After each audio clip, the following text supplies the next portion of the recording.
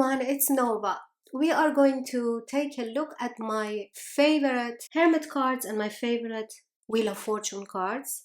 This is a VR to the tag Top Tarot Trumps. This tag was created by Masha over at Musings by Masha, and a lot of tarot tubers are participating in this tag. There has been already many amazing videos made starting from the Fool, and we have reached card number 10, the Wheel. Most people are showing one card in each video. I have been showing 2 cards in my videos because I am very busy, but I still really want to participate in this tag. So I will put the link to Masha's original videos for the Hermit card and the Wheel of Fortune in the description box. And let's get into my video. I'm going to show you 6 cards of each. So I have 6 Hermit cards here in front of me. I have to tell you, these are not my 6 most favorite Hermit cards. It's impossible to do that for me because I have many tarot decks. But I really love these 6. I thought of these 6 cards.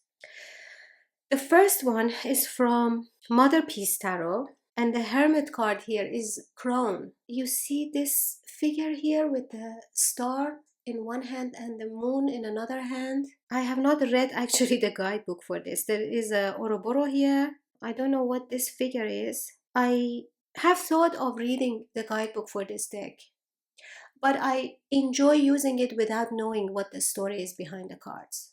So I know I will read it one day, but I'm not ready for that yet because I just really like it the way it is. It is very mysterious to me and I like it. I really love this image and I love the idea of having a crone woman as the hermit. I see myself in this card. I'm not a crone yet, but I am in the path. I just really like this one.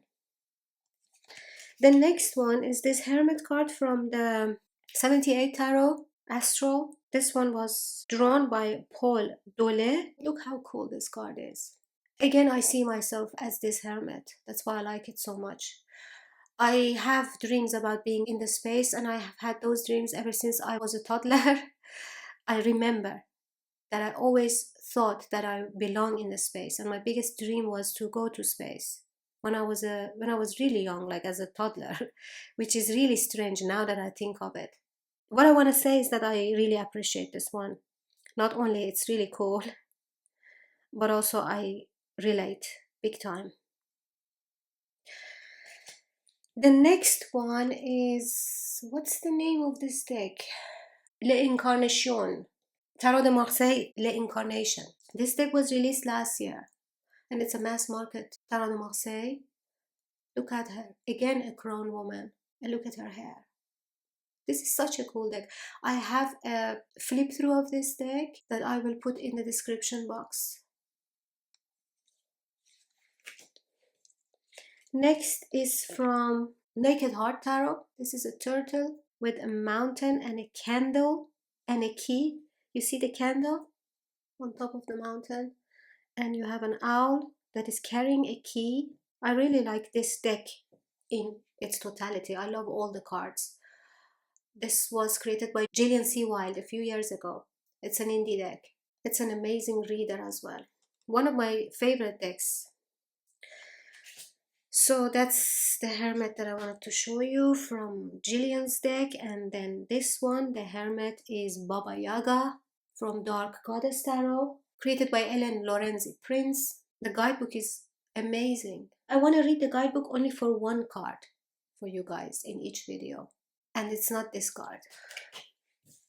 And the last Hermit, my 6th Hermit, is this stunning Hermit from Fairy Tarot by Natalie Hertz. It's really cool. And the Hermit energy is so strong. It's really like if you combine Hermit energy and Fae energy, this is what you get. It's brilliant. And he's just so cute. So these were my Hermits. And now we move to my 6 Wheel of Fortune cards. The first one is from Byzantine Tarot, which I have purchased recently. And I am obsessed, guys, with this deck. So I want to read the guidebook for you guys. It says the Wheel of Fortune here shows the figures of the Emperor and the beggar at opposite extremes, with other familiar characters from daily life caught in attitudes of rising and falling on either side. Traditions. The idea of fortune's wheel was common throughout the Middle Ages. It acted as a reminder that even the mighty could be brought low and the lowly raised up. In this image, which comes from a later period than most of those drawn upon for this deck, the figures tell a story. The logothete, kneeling before the emperor, wants more money for a church that will show him as an important person, but the emperor believes he has had sufficient money and offers it to the woman to his right. Underneath him, someone hides his ill gotten gains from the world. And another man grumbles because things are not going his way. Below him is a man trying to climb back up the wheel, but he is already slipping back. The beggar at the bottom literally supports the whole weight of the wheel on his shoulders, and his loincloth is more holes than cloth. From there, things get more optimistic. The man with the yellow sash is moving purposefully up, though he is still barefoot. The next character is better dressed and wears a cloak, pulling himself up to the next level. The begging woman above him may not get much from the emperor, as he is giving a helping hand to the woman at the top, but she is hopeful. The emperor himself does not look particularly secure, perhaps because he knows it is his fate to fall when the wheel turns. And I just really like it because it has a whole story. When you do a reading, you can put the people of your reading in these characters.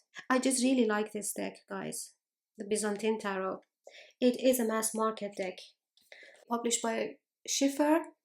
It is on the pricier side though, but it's definitely worth it. The guidebook is amazing. It's a huge guidebook. So this was the first one. The second wheel that I want to show you is the restoration of Tarot de Paris or Paris Tarot. So this restoration was done by Gergely Bagamari last year, and he has done an incredible job. I love this deck very much, and I love every single card in it. All these cross-eyed figures, look how they're struggling. It really shows the struggle of everyone around the wheel, even the one on top.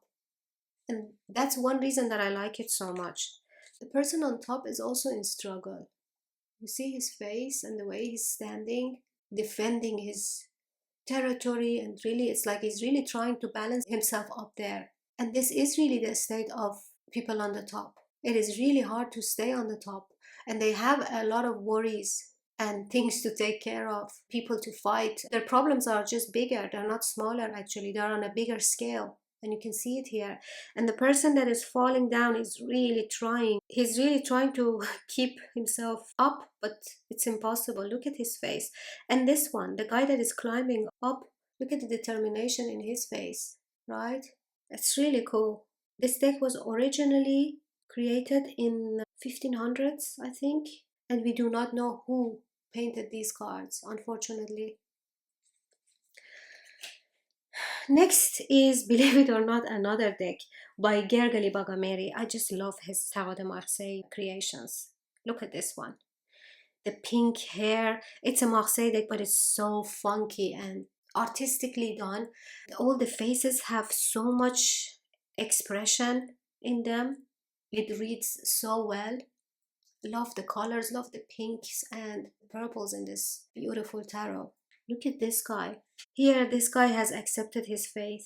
And the one in the bottom is an animal, a sheep maybe. And it does make sense actually in our world. Cattle is the one of the most unfortunate, right? Okay, next.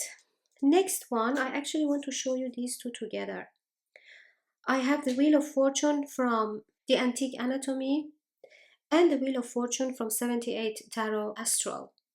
Look how much these two look like each other. At the same time, the energies are the exact opposite. This one is celestial and this one is earthy. It's just fascinating. It shows you the energy of Wheel of Fortune here on Earth, which involves the 4 earthly elements and how we use them.